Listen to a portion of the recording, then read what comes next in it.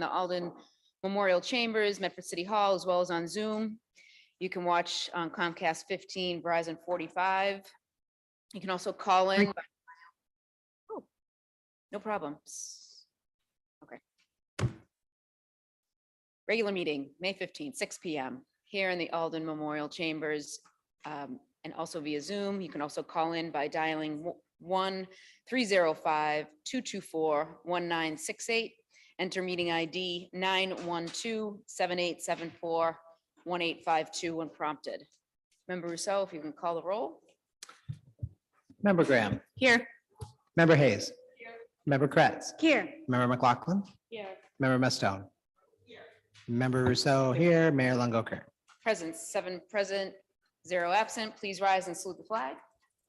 I pledge allegiance to the flag of the United States of America and to the republic for which it stands, one nation, under God, indivisible, with liberty and justice for all.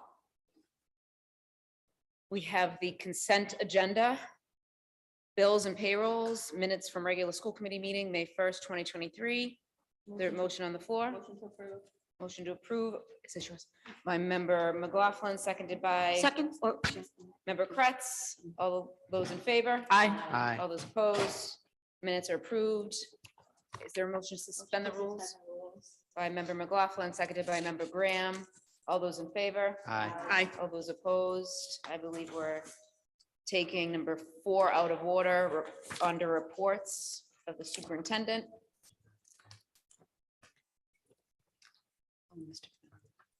Is he presenting?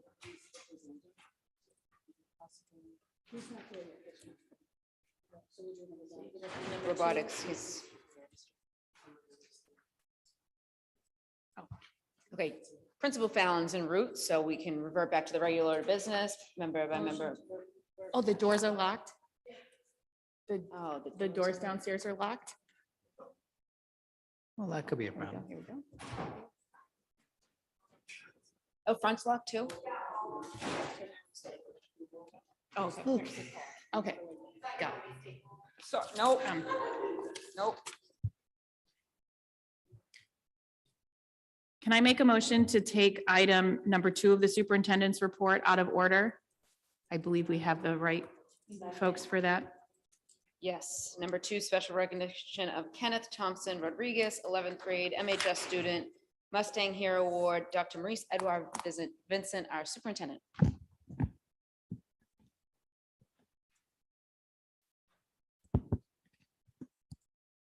Good evening. I am truly pleased and honored to present this Mustang Hero Award for special recognition to Mr. Kenneth Thompson Rodriguez, who is an 11th grade student at Medford High School. I am pleased to present him with this award. Last week on Tuesday, May 9th, the high school nursing office received an emergency call on the walkie-talkie during student lunches. When nurses Jennifer Silver and Sarah Kelly arrived at the scene, Kenneth had stepped up and given a fellow MPS student the Heimlich maneuver. And his fast action really helped that student who was choking. And just an important fact for everyone to know that the nursing office shared with us, that in the United States, choking is the 4th leading cause of unintentional injury death. So we are very, very proud of you, Kenneth, that you took the initiative, you stepped up and you helped your fellow Mustang. So we would like to present you with this special certificate, and I will pass it on to the mayor. Dr. Edwards, you could have read it. Thank you. Kenneth, amazing. We're all very proud of you. Thank you for stepping up. This is the Mustang Hero Award we're presenting you with in special recognition for outstanding civic response. And that's signed by Dr. Edouard Vincent and myself, and as well as the school committee, I'm sure.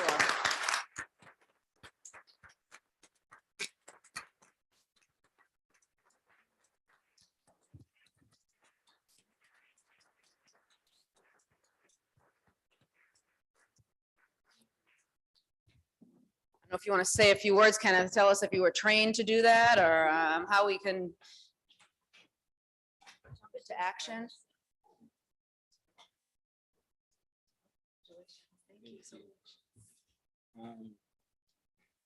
To be honest, it was just like an instinct. I seen her choking, so my first thought was to help her out and make sure she was okay. And yeah, that was pretty much it. Thank you.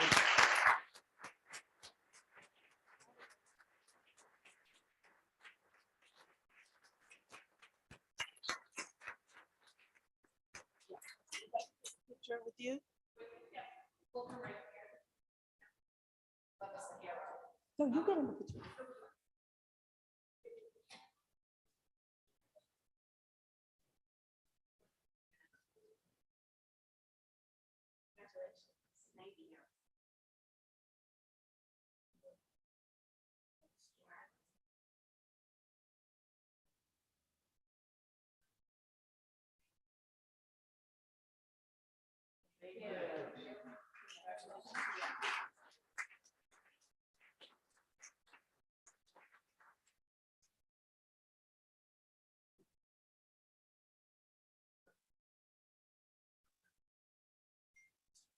Yes, we're still under suspension, so we'll take number 4 as principal.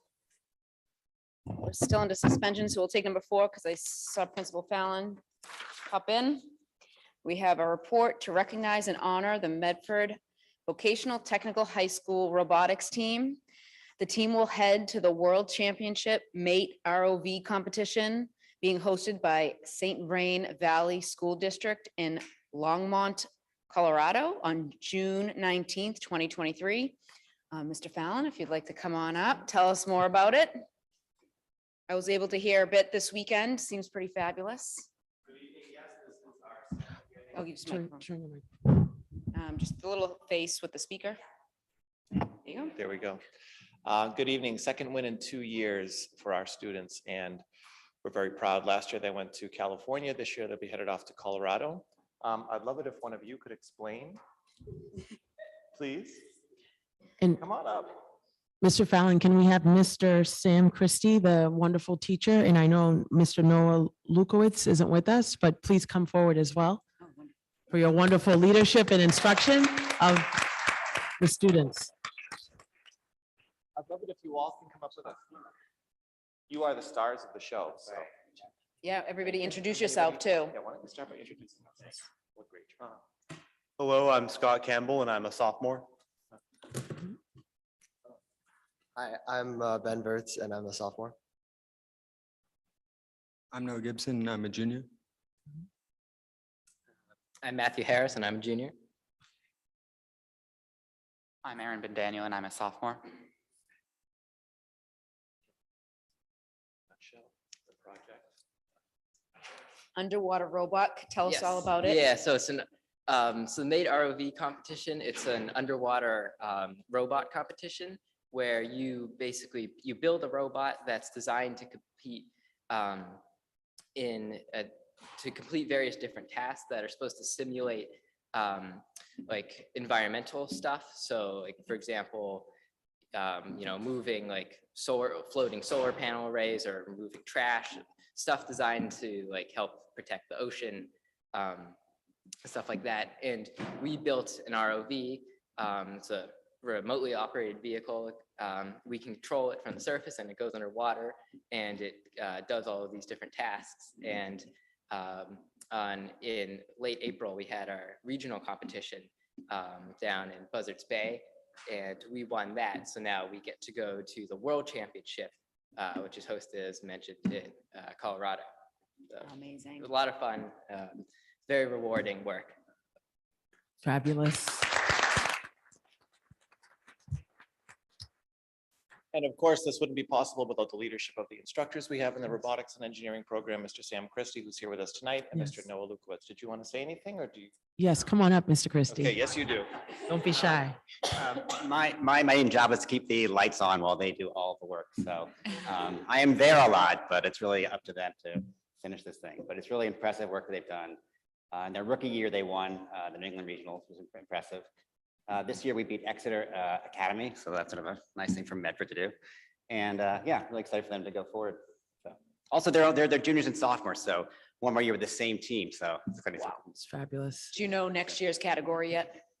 it's the same. So it's the same robot each year, Oh. actually. So teams that have been there for multiple years have more advantage. So it was even more impressive. I think they won in their first year. So yeah, very cool. Mr. Christie, Yes. School wasn't in session. We had also Ms. Miller was not with us tonight, our programming web instructor. Offered to stay with them as well to give Mr. And she helped. Yeah. So spring, Right. right. Spring break was basically at the shop. Mr. Christie, can you say who we're in competition with? You were mentioning. Oh, yeah. So it's fun to see if you go on the site, you can see things like Beijing, Tokyo, Medford. So it's kind of It's fabulous, fabulous, fabulous. Absolutely Yeah, fabulous. that's right. Have a great trip. Mayor? And yes, Member Rousseau?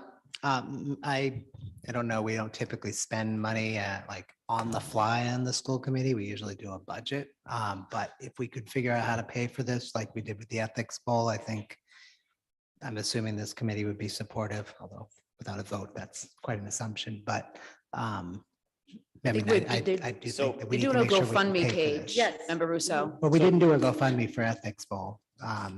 We paid for it out of the school district's resources, so I don't know why this would be different. So under normal circumstances, we would be, yeah, sure, bring the money, but this is the second year. We've had incredible donations from partners and advisory members for the robotics and engineering program that we are set for this one, but thank you so much. The generosity of the people who have donated has really been overwhelming. So thank you. Thank you. I will remember that for next time. Oh, I just saw GoFundMe today pop in my feed. It was definitely not paid for. So maybe there's a different GoFundMe or a different resource for paying for it. We're still raising money. I think the opportunity for us, which has been really nice, is to be able to have an excuse to go out and actually make partnerships with large corporations. So Watts Water Technology, which is not that far from us, is a $1 billion company that now signed on last year to be a partner with us and give us $10,000 last year and again this year. So we use it as a way of actually going out to raise money and create partnerships with tech firms. But yeah, we're still raising money and there's a GoFundMe site out there. So I don't know where we stand with that, but maybe we can talk about it. Maybe I should take it back. Yeah. Well, I mean, I just don't want I appreciate students it. No, and it's great. families to be writing a check to send Yeah. their students to these events. That's, I mean, if Yeah. somebody wants to give us free money, believe me, there's nobody here who would say no Yeah. to that. But I just want to make sure that there's no expectation that the students will be spending any money of their own. No. or their So last year we families. raised almost $40,000. Oh, that sounds like. Not in the GoFundMe, but through the GoFundMe, but mostly it came from corporate donations. Wow. And this year we're not quite there, but we're doing well again. That's exciting. So, Thank you. yeah, but the trips are expensive, as you know. So. Thank you. I would love for us to Congratulations. take a Yeah. picture as well, and we will definitely get certificates to all of you as well for your wonderful accomplishment. But I'm so glad you were able to make it so quickly. So do you want to come forward so we can take a picture together? Thank you. Wait, and we have somebody unlocking the doors now.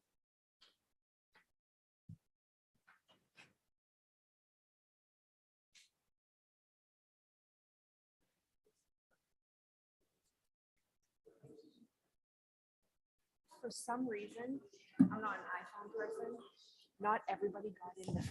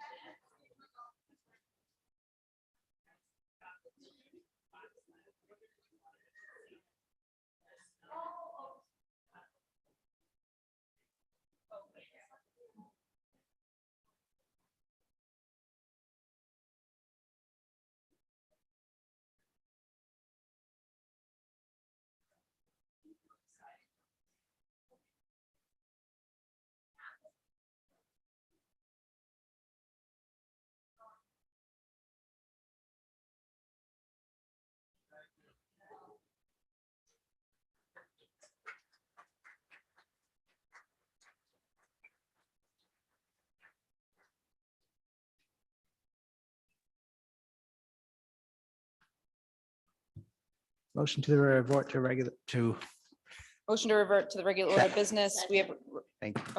seconded by member McLaughlin. All those in favor? Aye. Aye. All those opposed? Reports of subcommittees. We have the minutes from the Special Education Subcommittee meeting, May 3rd, minutes from Special School Committee meeting, May 8th, and minutes from the Committee of the Whole meeting on May 8th. Member McLaughlin? Thank you. The Special Education and Behavioral Health Subcommittee meeting occurred last week with myself and members Mastone and Rousseau, and we discussed drafting an accommodation statement that you'll see later on in the agenda, essentially with the collaboration of Director of Pupil Services, among others, and the Special Education Parent Advisory Council. So I'll wait until the later motions to talk more about that. Is that acceptable? Yeah. Okay. Thank you. Motion to approve.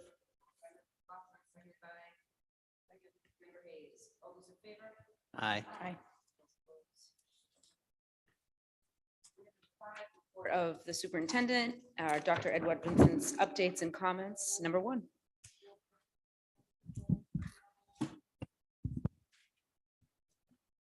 Good evening. As I announced last week, we will be welcoming a new principal at Medford High School for the 23-24 school year.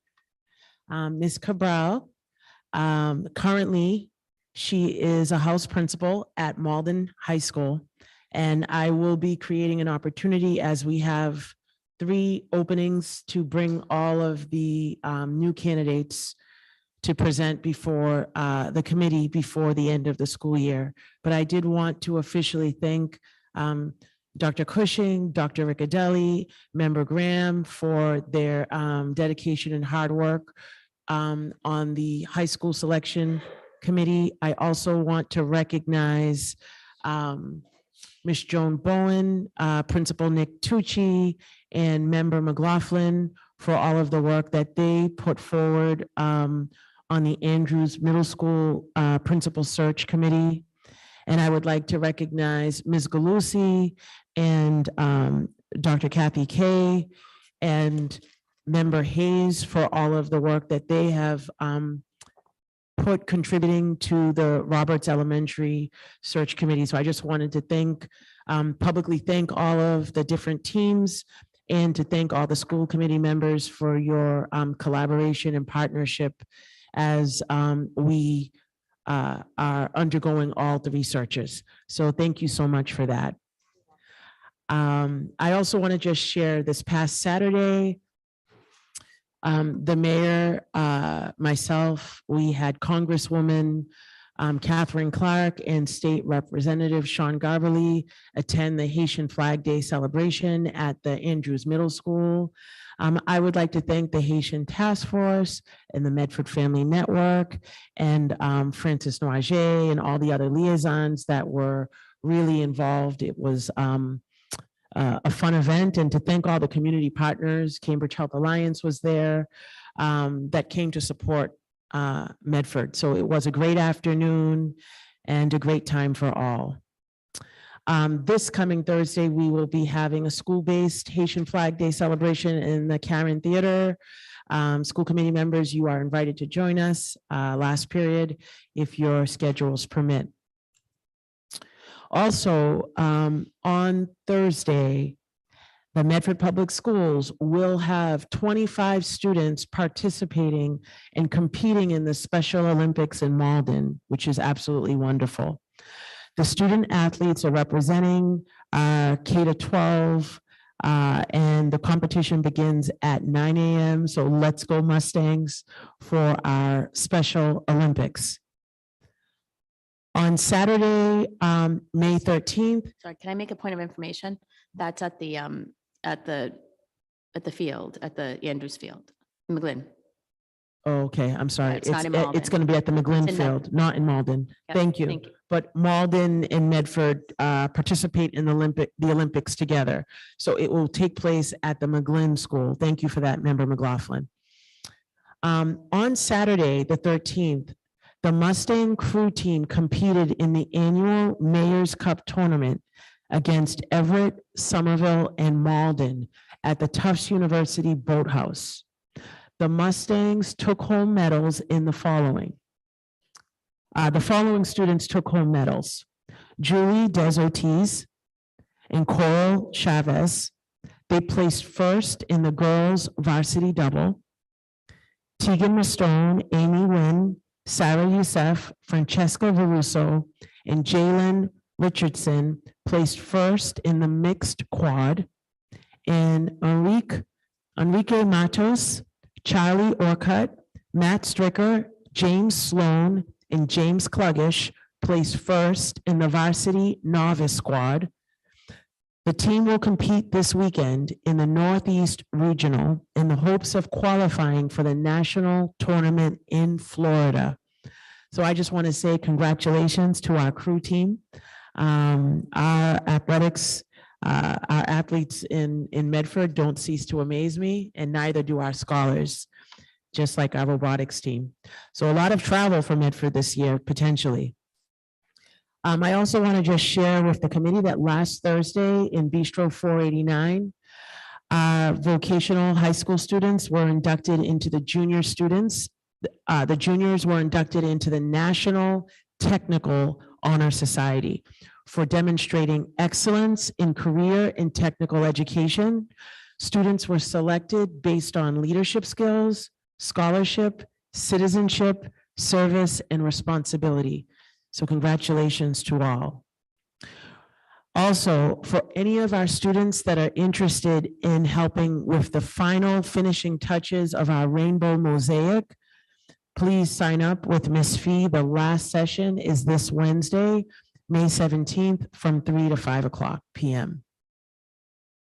I also want to recognize the Roberts School. The Roberts Elementary School was awarded a garden grant from the Whole Kids Foundation to establish a kindergarten garden outdoor learning center. On Saturday, volunteers worked from 10 a.m. to 2 p.m. and helped to set up garden beds by the door facing Salem Street. This will provide a great opportunity for our students to learn outside the classroom. Congratulations, Roberts students. Also, recently at the Brooks Elementary School, students enjoyed the history of hip hop dance brought to the school by the PTO Enrichment Committee. Become Your Dreams Hip Hop Company celebrated the art and movement of hip hop and included a funky blend of locking, breaking, popping, tapping, and house dancing, vocal percussions. There was DJing and modern traditional dance forms. Principal Demos told me the students absolutely loved it. So thank you to the PTO and for partnering with the history of hip hop dance. A few key upcoming events that are happening this week. This week on the 16th, our 4th and 5th grade students, there will be a string concert at the Missatuck and McGlynn schools. And that concert will take place at the McGlynn Auditorium, 6 p.m. Also on the 16th is our National Honor Society induction. That will be taking place at the high school in the Karen Theater from 7 to 8:30 p.m. On the 17th, Wednesday, the Missatuck PTO is hosting their dinner fundraiser at Premier Broadway in Somerville. And also on the 17th, our 4th and 5th grade strings, there'll be a 4th and 5th grade string concert for the Brooks and Roberts elementary schools, including hand chimes. That will take place at the McGlynn School. And I believe that's going to be Mr. Connors, the beloved music teacher. We love all of our music teachers, but he's incredibly talented with all the work that he has done with the hand chimes. I believe that's his last public concert. So I hope people are able to get out and visit the 4th and 5th grade concert on the 17th. Also on May 17th, the GSA is hosting their coffee house at the Bistro from 6:30 to 8:30 p.m. on the 17th. And on May 19th, our McGlynn fifth graders will be playing against the teachers' basketball game that is going to take place at 5:45 p.m. And also on Friday, the 19th, is our high school freshman formal. So last week, the juniors really had a fabulous prom day last Friday. This coming Friday is going to be the freshman formal from 6 to 9 p.m. That's going to take place at Medford High School in the lobby, which they, every time they do it over, it looks absolutely fabulous. And our seniors, their prom will be coming up soon. So those are my announcements. Thank you. Thank you, Dr. Edward Vincent. I think there's also one more school-related event on the 20th, which is this Saturday. Mr. Kremen from the McGlynn School is volunteers will be at Oak Grove Cemetery putting flags on our veterans' graves for Memorial Day. Excellent. Thank you, Mr. Kremen. Yes. Thank you for your comments. Number 3, we have report on the CCSR outreach plan for 2023-2024 by Mr. Richard Trotta, Director of CSR, in collaboration with Dr. Edward Vincent, our superintendent, Assistant Superintendent Dr. Peter Cushing, Director Joan Bowen, and Director Dr. Bernadette Riccadelli. Welcome. Yes. I'm just going to get your mic turned on. Yep, little person with the, thank you. Oh, there it is.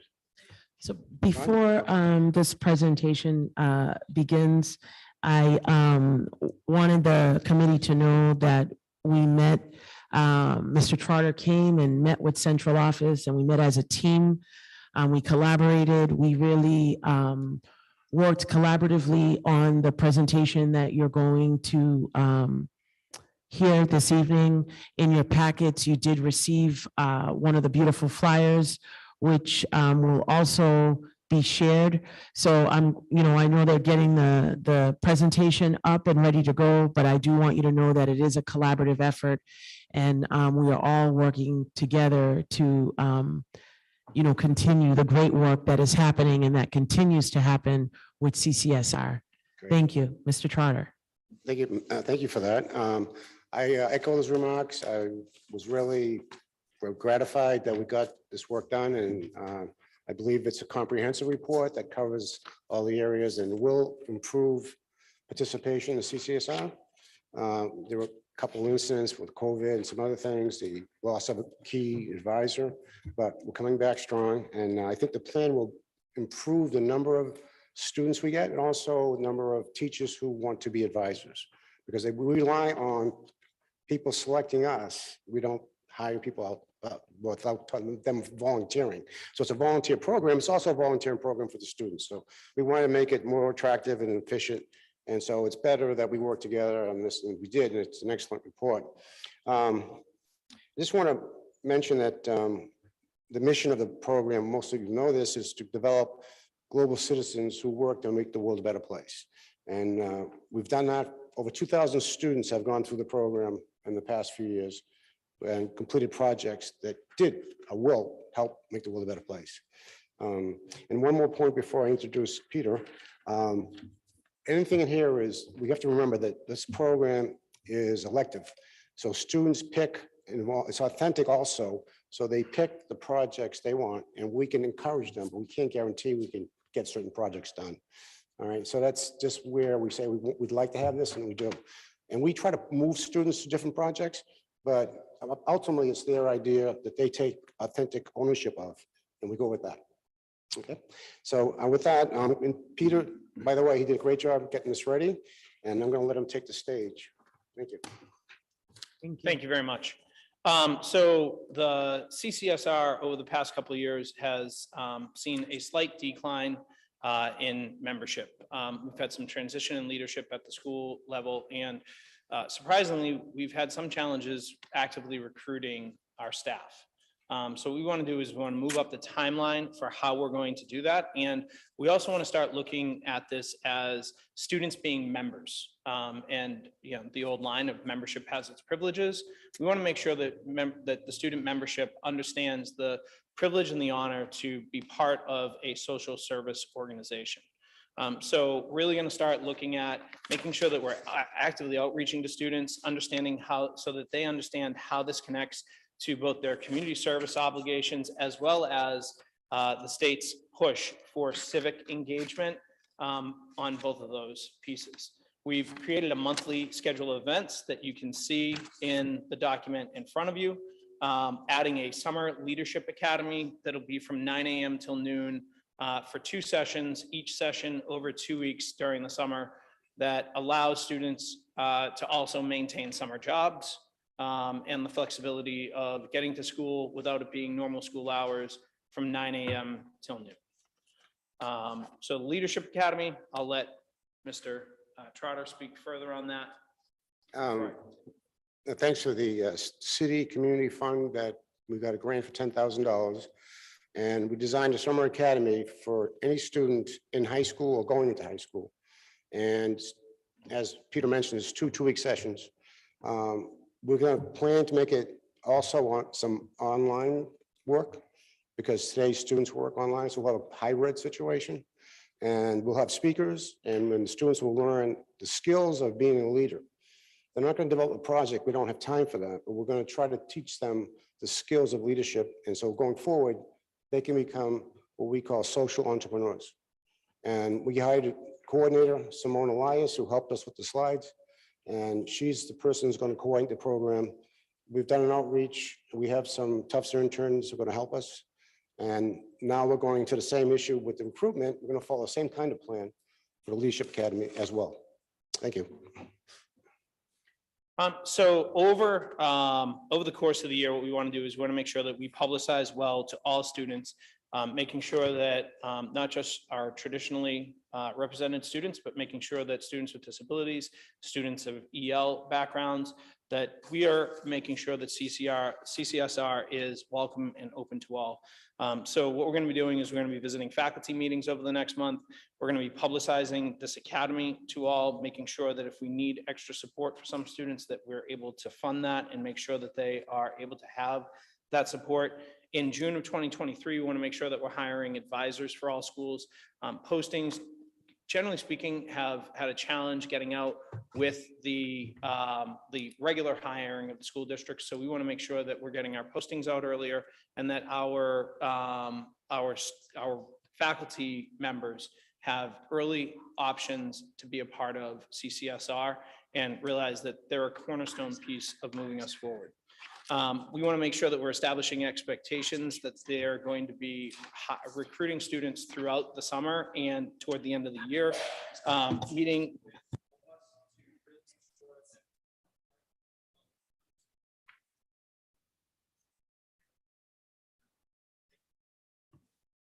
All right, so what we want to do is we're going to meet with the director of EL programs, director of student services, our special education coordinators, and our assistant principals, as the assistant principals are usually closest to the work and able to reach out to students to make sure that we're tapping all of our students that could be interested.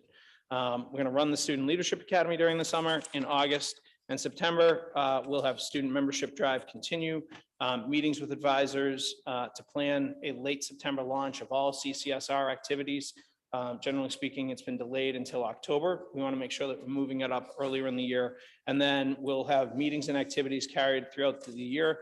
And then we want to have a minimum of 4 evening events, similar to, for those of you who are able to make it, the Stand With Ukraine Vigil. As events present themselves, sadly to mention violence in schools, whatever it may be, violence around the world, those tend to be the ones that draw our attention. But what we want to do is we want to utilize our student leadership and our student voice to really come together around those events to make sure that we are moving forward. So in our slides, generally speaking, I would make sure that these get shared with the committee, talk to the specific Summer Leadership Academy. So happy to take any questions or. Yes.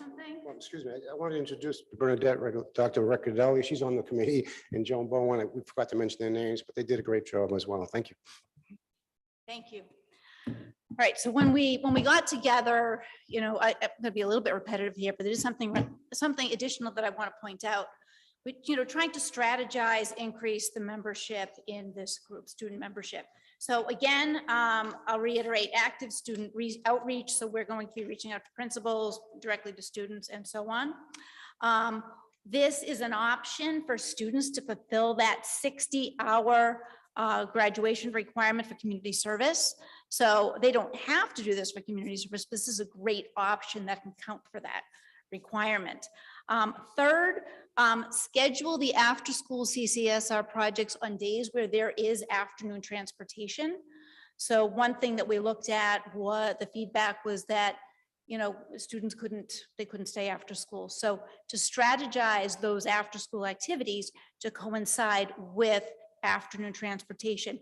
And then lastly, but I think so importantly, at the high school over the past several years, actually since 2016, we have had an elective class, a 2-period elective class that would meet twice, 56 minutes each, out of the 6-day cycle. So it met 1/3 of the total year. And the name of the elective is Diversity and Community Enrichment. So as you know, Mr. Michael Skorker had been the advisor for this group, and he also taught that class. So not only was he doing after-school activities with other students, not in that elective, but he also had those students twice a week in front of him in which he was able to cultivate that group, really cultivate the project. That class did not occur this year. That class will run next year. We're hoping for at least, well, we're expecting at least one section, and we're hoping to have more than one section. So that we think by embedding that class in the schedule in the day, that we can definitely increase excitement and membership in the CCSR. Thank you. Thank you.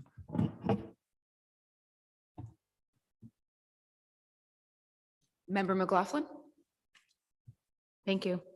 Thank you for the presentation. I'm always so excited to hear about the CCSR projects, and I love this outreach initiative. I had a couple of, I guess, either questions or comments that I wanted to suggest because I think it's a really great opportunity to be thinking outside of the box. And I love that you guys are collaborating and meeting across departments. And I would ask that, particularly with the meetings with the Director of Pupil Services and our EL Director, if there could be CPAC and LPAC representation at those meetings as well. So there's for folks who are watching or listening, especially Parent Advisory Council, whose role is to advise the district on matters pertaining to special education and to disability. And it's the same for the English Learners LPAC. So I think it'd be great, since those organizations sort of already exist, to be able to include them with feedback. Could be super helpful. And then for the outreach, I'm sure you guys will be doing translated material. And would you be using, well, I guess Mr. Paul Teixeira will talk about talking points, right? You guys using, yeah. And then I just wanted to, is the diversity and community enrichment, the elective that you were talking about, was that the one that had the reverse inclusion model? Yeah, that was a great model. Yeah, that was a great model, especially for building peer friendships. Those friendships were sustained even after school and through the summer for students with and without disabilities. And it was a really great opportunity to the students for them to interact with each other and really get to know each other, and saw great outcomes with that for genuine friendships, which I thought was really remarkable. And so to that end, I think, again, another just bug in people's ear to sort of be thinking about, because that program was so successful, is potentially a peer mentor program. So I think that for either potentially students who have had experience with CCSR, for students that haven't, particularly if you're looking at recruiting new folks, particularly LPAT, students who English might not be their first language, maybe need a little extra support, students with disability, like a peer mentor program where you're cultivating these leaders, potentially thinking about, what that could look like in your leadership institute, I think could be great. I'm happy to talk offline more about models that I've seen, work elsewhere if folks are interested, but I think this is a really great opportunity to really enhance the diversity in the community and in the community engagement. So I appreciate you guys doing that. Thank you. Member Ms. Stone? Thank you. Thank you, everyone. I'm just curious, about the mini class. So I think the advantage of that with Mr. Skorka was that he was so accessible and he was such a gift to the students. I remember one student saying to me, everyone should have a Mr. Skorka in their life. And I think everyone would agree. So I think besides that, he had a gift and a vocation for that work. Are you going to hire someone? Are you posting? I don't know if his title was formerly assistant director, but I think it's hard to do the work unless you're in a classroom in the hallways with kids because they're coming and going, as we all know, with teenagers, and to pin them down. That was the advantage or the power of Mr. Skorka. He was always available for every student all the time.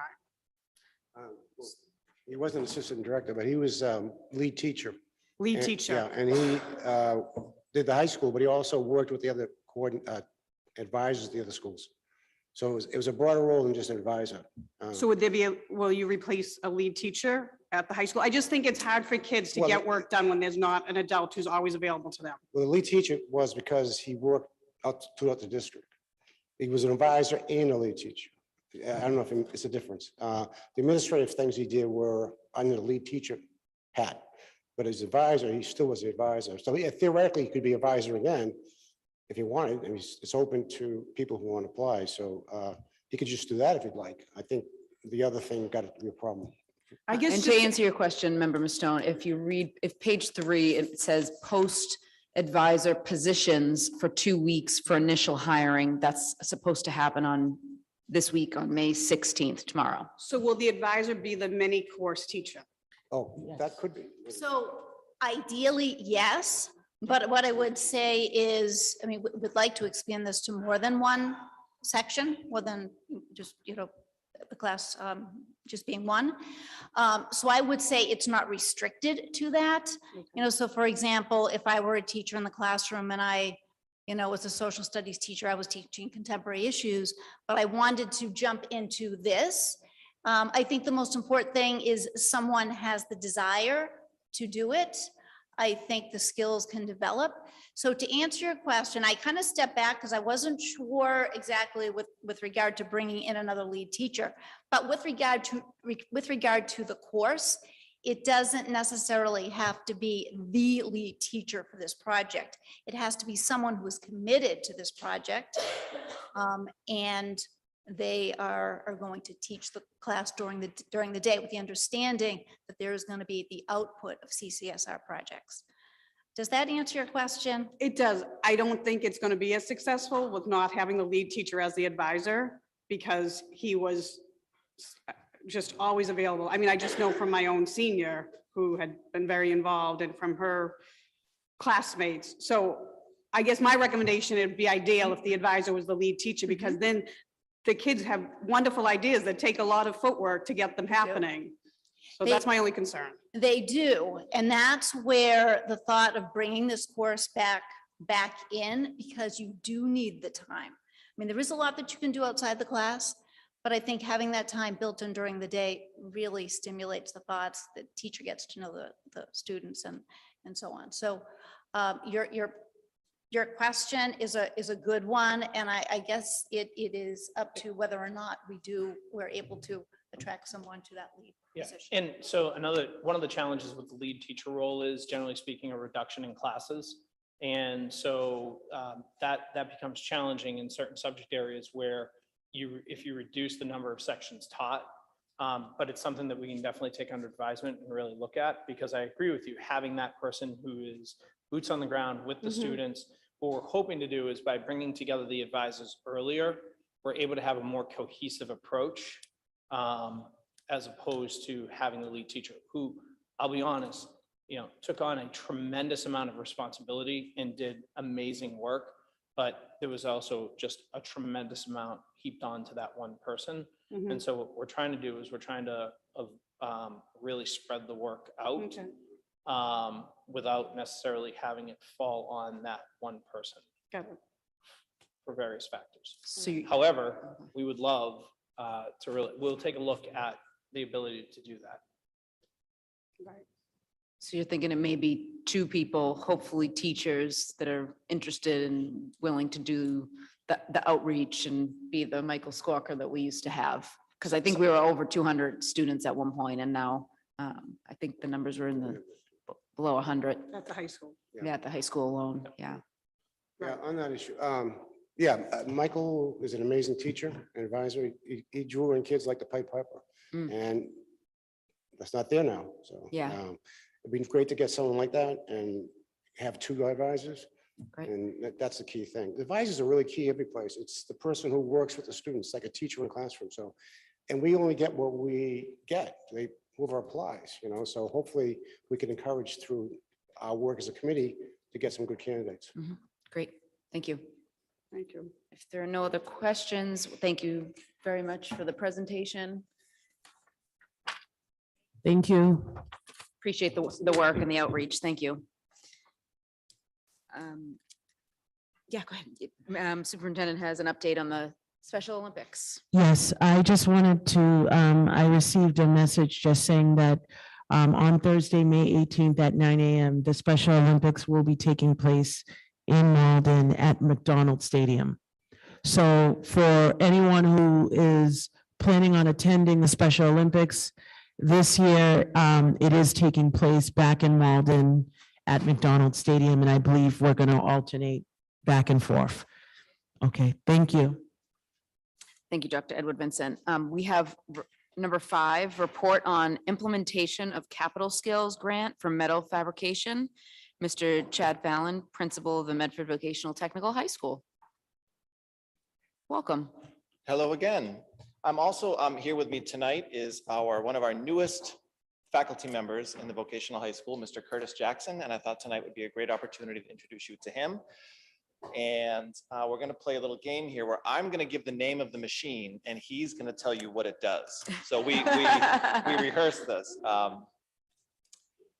Just to frame our conversation on the second slide, the Skills Capital Grant has been around. This was Governor Baker's initiative when he built his workforce cabinet probably 7 or 8 years ago. Just as a reminder, if we could have the next slide. Sorry, thank you, Peter. As a reminder, Medford has benefited close to $1.5 million in the skills grant funding, all the way back to the bistro. Then we re-outfitted our engineering and robotics program. Last year was our construction, and this year it went to metal fabrication. Now, none of this could be possible if it weren't for the help. Grant writing is very difficult, and we have someone within our faculty who's still here, Mr. Sam Christie. I want to thank him as well, because he has been integral to receiving this grant this time around. So if you were anywhere around the school last week, you saw big cranes in the air and kids were pretty excited, lots of wooden pallets outside of our doors. We have really upgraded the metal fabrication and welding shop to what any welder or fabricator would probably dream of. In fact, something that Curtis said the other day was, it's always been his dream to have a shop like this. And when you walk in, you can feel it. And just, sorry to embarrass you here, but also when you walk into Mr. Jackson's classroom, you feel the connections that he's made with these students in such a short time. While teaching, while having each one of his students create a piece of furniture or a piece of artwork that they have created from design to inception, pretty soon they're going to be sent out to be powder coated. So some students did a table, some did a chair, some did ornamental shelving. Mr. Jackson allows them to think with creativity, but to also learn the skills of welding. And for me, having been here, it's my 6th year now, I have never seen such enthusiasm and excitement within this program. Keep in mind, this is a program we were thinking might not have made it a few years ago. And thanks to you, Curtis also has many years' experience in the iron workers.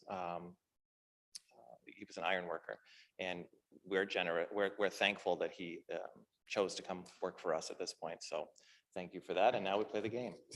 And Mr. Jackson, is this I remember you at orientation. Is this your first year or your second year? First year. First year, yeah. So you're just completing your first year. Congratulations. We're not there yet.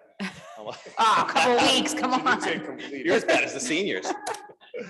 Okay, I'm going to go through a few pictures. So the grant itself was $320,000. And we did get some in-kind donations, and that usually takes shape in the way of training or other sources. But luckily, Mr. Jackson has worked on these machines throughout the years. So I just want to show you very quickly some of these things. Curtis will mention something that it does that maybe we can all relate to. We'll start with the engine lathe. What does this do? This, you can spin metal on it. It's very similar to a wood lathe, like you see people make table legs and stuff like that, but you do it with metal. It just spins it around really fast and you can cut it to shape and size. Press brake. This bends sheet metal and bar stock. This is a 33-ton pressure, it's a hydraulic pressure machine that presses down really hard and bends the metal. By the way, these are all pictures from as the equipment was coming in last week. That one's from Amazon. This is a sanding, it's a belt sander and a disc sander. So you just put your metal on those two platforms and push against the sanding as it's spinning around to change its shape and size. This is a heavy-duty aluminum TIG and MIG welder for welding really thick and heavy materials. Sandblaster, high pressured air and sand is used to remove scale, rust, or paint off of most metal surfaces. This is a milling machine, so that long table moves back and forth, and any tooling that you put in the machine will remove or change the shape and size of metal as it passes back and forth.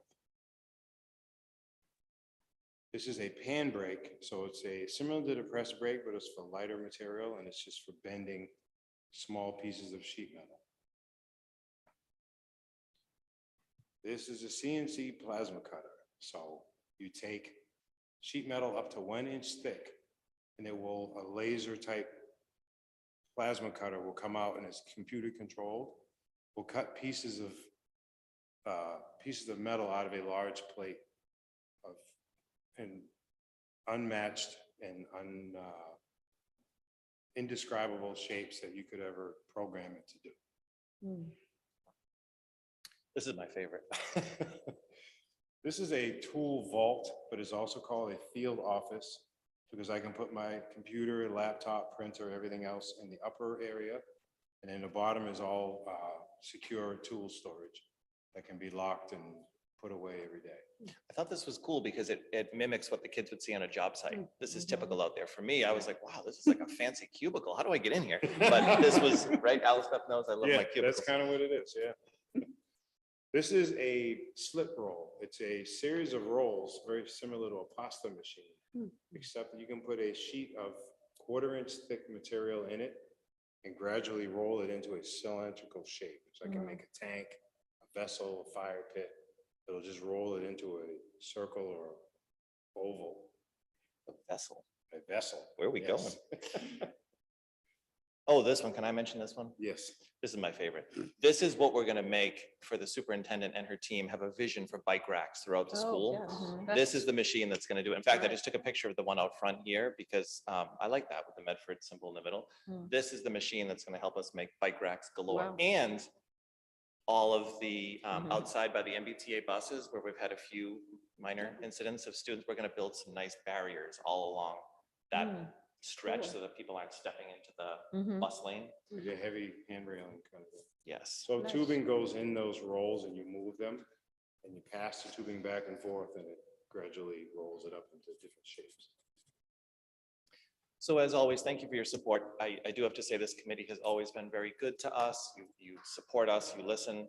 I think you're seeing all the good things that we've been seeing for the past few years.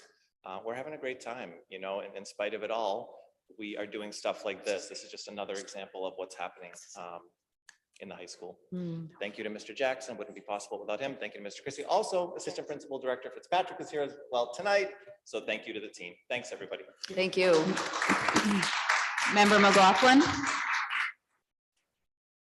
I think this might be a couple questions. Member McLaughlin? Yeah, I just wanted to say thank you for that presentation. It was excellent. And I know during the open house, we were able to come by and it's so exciting being in that shop. And I didn't realize just, you know, how much artistry is involved in the work too. People think that, you know, it's labor, which it is, but it's also art. And it's really great to come by and see the combination and what the kids are doing and the creativity that's involved there. So I guess I would just encourage community members and others to, you know, come by and take a look at what's happening at the vocational school, because I always just feel so positive when we go through those tours and we see what your kids, what our kids are doing in the schools and what you guys are doing. So thank you for that combination of skill and art. it takes it's a special ability that's able to do that. So thank you. We've only begun. So. Yeah, Curtis has an interest also, which we're going to work on for maybe next year to open some adult evening classes. You know, with some new teachers that we have on board now, they're, you know, the trouble with running night classes, the teachers are really tired, but we have new people who aren't tired yet. So we're going to take advantage and we're going to start to offer some night club because just what you said, the artistic piece of it, I mean, I would love to learn how to weld myself. So it's something that, yeah, there's a lot. And this, you know, this equipment, it gets used during the day, but it sits basically vacant at night. So why not use it? So. I also Great. think Mr. Jackson sounds like a great candidate for the CCSR advisor program. Yes. We'll see. We'll see. Yes, yes. Totally. Great job. Thank you for the presentation. Thank you.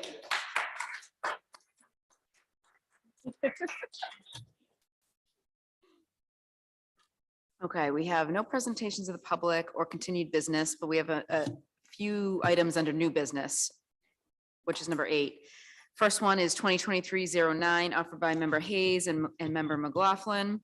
Whereas up-to-date policies prohibiting discrimination, harassment, sexual harassment, and retaliation are fundamental to ensuring a safe and equitable learning environment for Medford Public Schools, students, and working environment for Medford Public School staff.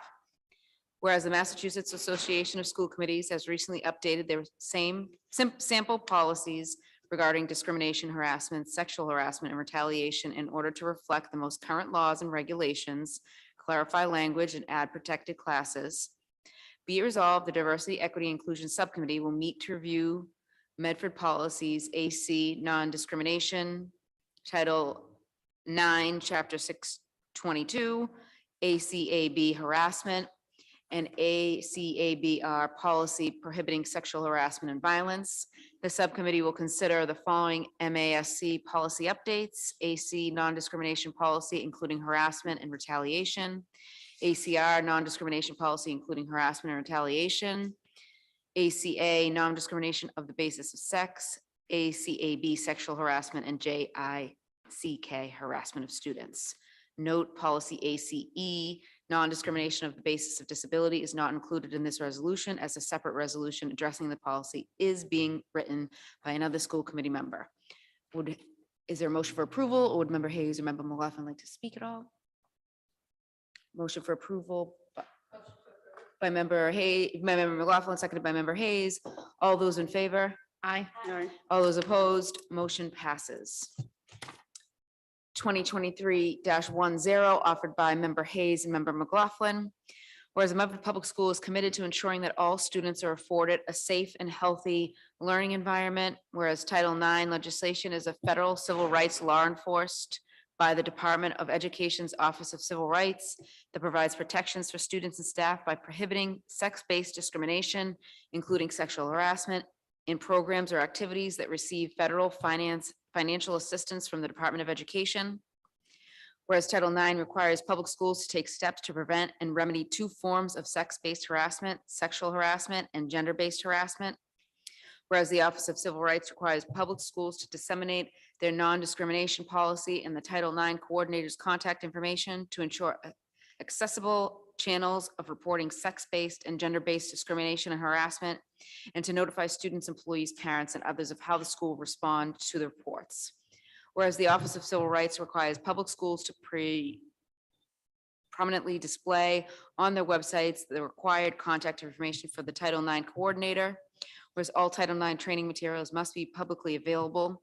Be it resolved that the Medford Public Schools website will be updated to include a page section that provides a full description of the Medford Public Schools Title IX policies regarding sex-based and gender-based discrimination and harassment, and includes the Title IX coordinator's name, title, email, and phone number, procedures for reporting allegations of harassment and filing a formal complaint, description of the grievance process, and materials from Medford Public Schools Title IX trainings or information about how to access those materials.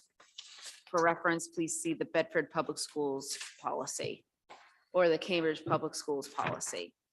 Be it further resolved, the 2023-2024 online parent and student handbooks for each school will provide a summary description of these policies, including the Title IX coordinator's name, title, email, and phone number, and a link to the page with the full policy. Printed versions of the handbooks, if provided, will also include a summary description of these policies, including the Title IX coordinator's name, title, email, and phone, with instructions about how to obtain a copy of the full policy. Motion for approval by member McLaughlin, seconded by member Hayes. All those in favor? Aye. All those opposed, motion passes. Offered by member Hayes and member Stone, 2023-11. Whereas the mission of the Medford Public Schools is of a caring educational partnership of school, family, and community designed to ensure that all students are afforded a safe and healthy learning environment in which they develop the knowledge, skills, and attitudes to reach their full academic and personal potential. Whereas the Medford Public Schools hired Michael J. Welch of Leadership Advisors Consulting LLC to provide an evaluation of the culture and climate at Medford High School complex with recommendations for areas of improvement. Whereas Mr. Welch's report and presentation to the school committee on 5/1/23 detailed a number of areas of significant concern that warrant additional discussion. Be it resolved, the Medford School Committee will convene a committee of the whole meeting with consultant Michael J. Welch for further in-depth discussion of his safety, security, and school climate review of Medford High School and Medford Vocational High School. This meeting will be held as soon as possible, but no later than June 20th. And Mr. Welch will be compensated at his hourly rate. Motion to approve, and I think we threw around the second meeting in June, prior to the second school committee meeting in June, we do have open, so potentially that could be the date. So motion for approval by member McLaughlin, seconded by member Hayes. All those in favor? Roll call, All roll those- call, please. Roll call has been requested. If you could call Oh, the roll, that's me. please. Wait for somebody else to do it. Member Graham, Yes. member Hayes, member Kratz. Yes. Member McLaughlin. Member Mustone. Yes. Member Rousseau, no. Mayor Longo-Kern. Yes, 6 in the affirmative, 1 in the negative, the motion passes. Offered by member McLaughlin, member Mustone, and member Hayes, 2023-12. Whereas Medford Public Schools have the responsibility to create a non-discrimination agreement to be shared publicly on the basis of multiple state and federal laws. And whereas Medford Public Schools has established the following non-discrimination policy, which is attached.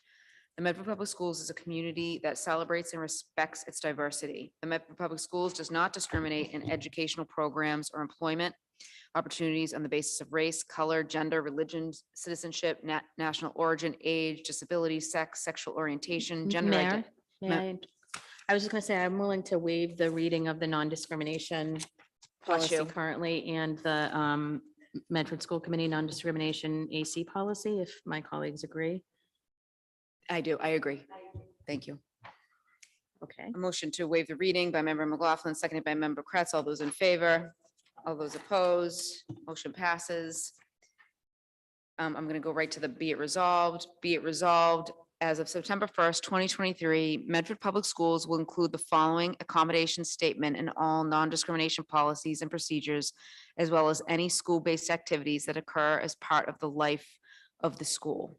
Be it further resolved, this accommodation statement will be included in all forms for participation in school-based activities and events. We value inclusion and access for all participants and are pleased to provide accommodations for this activity event.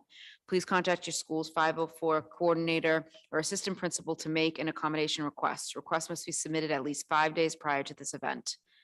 This event is wheelchair accessible. Mayor? Member Rousseau? I just have a question about including language that says this event is wheelchair accessible. Is every single one of our vocational programs wheelchair accessible?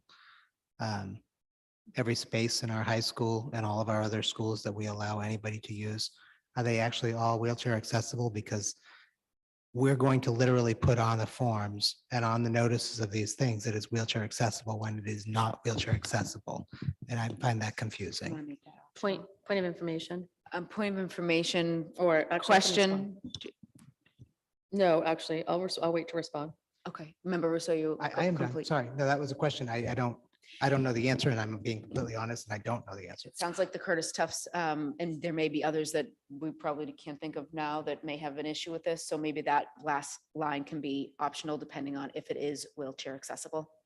So Yes, motion that's what I was going to amend. propose is that that's exactly at that. If the event is wheelchair accessible, frankly, it's just good practice for all events citywide, that if the event is wheelchair accessible, that folks let them, let the community know that it is wheelchair accessible, because you don't want people coming to the event and in a wheelchair and not having it be accessible and not having noted that or omitted that. So I think it's important to include it, and I can, rephrase it to include it when the event is wheelchair accessible. I would also just add that because we are getting federal funding, as is the city, events are required, situations are generally required to be accessible to wheelchairs as well. There are some instances in the city, I understand, that are quote unquote grandfathered based on, the status of the building. I think that Curtis Tufts might fall under that category, although I don't know for sure. And I'm hoping that we're going to talk more about that as a committee, as a whole, as we move forward. But in the interim, what this was proposing is really that the community understands that accommodation requests are required. And I know that we waived the reading, but they are required under several of the laws that are noted in the motion, including Title IX, Section 504 Rehabilitation Act, IDEA, Title I of the Americans with Disabilities Act, and Title II of the Americans with Disabilities Act. So I'm fine with modifying the motion to say, from we value inclusion to submit it at least 5 days prior to the event period with a quote. And then separate from that, please add, when event is wheelchair accessible. Okay, motion for approval by member McLaughlin as amended. Is there a second? Member Hayes, second. All those in favor? Aye. All those opposed, motion passes. Thank you. We do not have any reports requested or condolences. Our next meeting is the 10th regular school committee meeting. It will be held on June 5th, Monday, June 5th, 2023, here in the Alden Memorial Chambers, Medford City Hall, as well as on Zoom. Motion to adjourn by member McLaughlin, seconded Second. by member Graham. All those in favor? All those opposed? Meeting is adjourned.